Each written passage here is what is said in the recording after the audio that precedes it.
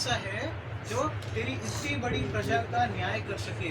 वही लोग कर सकते हैं न्याय जो कि जिसको परख सही और सही जैसे दिखने वाले के बीच में अंतर जान सके। और अगर आप नया नियम पढ़ोगे तो पौलुस वहां पर कहता है कि एक समय आएगा जब मसीही लोग जो है वो इस सारे सृष्टि का न्याय करेंगे। सृष्टि में जितने भी इंसान हैं उन सब का न्याय करेंगे। कैसे करेंगे? जब हम ये सीखेंगे कि सही और सही जैसे दिखने वाले के बीच में हम अंतर कैसे पहचान सकते हैं।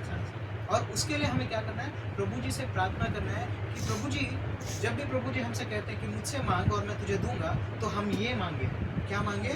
कि प्रभु जी सही और सही जैसे दिखने वाले के बीच में मैं अंतर जान सकूं। प्रभु जी वो अपने लिए क्या राज्य का पद नहीं मांग रहे हैं, वो अपने लिए क्या नहीं मांग रहे हैं, कोई बहुत दौलत शौहरत नहीं मांग रहे हैं। अगर वो कुछ मांग रहा है तो वो मांग रहे हैं कि मैं डिसर्नमेंट कर सकूं, अच्छे से मैं क्या कर सकूं, अच्छी तरीके से परख कर सकूं, किसमें?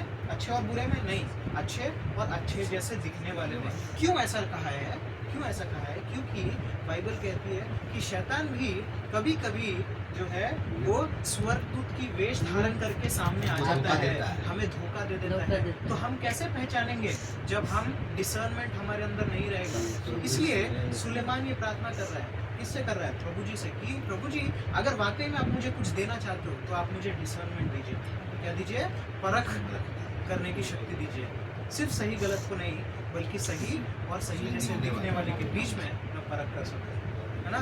अब मान लीजिए कि आपने एक आईफोन को 5 साल तक यूज़ किया है ना?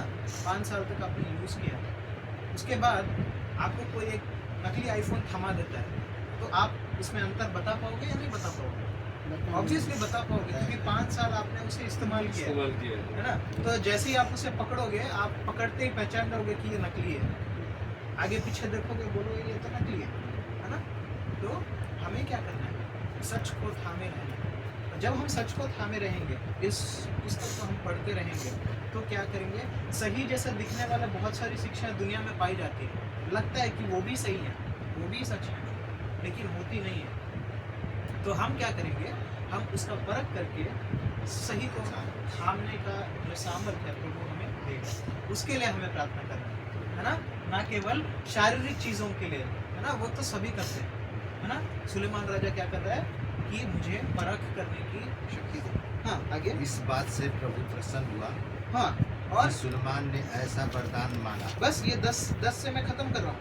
और प्रभु जी का वचन कहता है, प्रभु जी कहते हैं कि इस बात से प्रभु जी प्रसन्न हुए। इस बात से, किस बात से? कि सुलेमान ने, मैंने उसे बोला तू कुछ भी मांग मैं तुझे दूंगा। सुलेमान ने मांगा कि मुझे परख, अपने लिए कुछ नहीं मांगा, कुछ नहीं परख करने की शक्ति, इसलिए कि मैं सही कर सकूं, परमेश्वर खुश हो कि मैं सही कर सकूं, है ना? तो हम सही कब कर पाएंगे?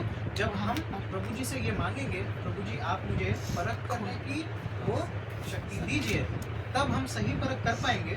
और जब एक व्यक्ति सही परख कर लेता है तो वो सही के राह पर चलने के लिए उसके बीच में फिर कोई परेशानियां, रुकावटें नहीं आती है। रुकावटें इसलिए आती है क्योंकि हम परख में बहुत ज़्यादा कमज़ोर कच्चे हैं। हैं। हाँ, हम परख में बहुत ज़्यादा कमज़ोर हैं, इसलिए हम गिर जाते हैं पापों में, इसलिए हम गिर जाते हैं। और दूसरा कोई भी रीज़न नहीं है, सिर्फ ये एक ही रीज़न है, और वो ये है कि हम ये कभी मांगते ही नहीं हैं प्रभु जी से कि आप मुझे परख करने की शक्ति दीजिए। और सुलेमान में और हम में यही फ़र्क है कि सुलेमान राजा से जब प्रभु जी ने कहा कि मुझसे मांग, जो भी कुछ मांगेगा मैं तुझे दूंगा, तो सुलेमान ने मांगा कि मुझे परख करने की शक्ति। प्रभु हम सबको आशीष दे।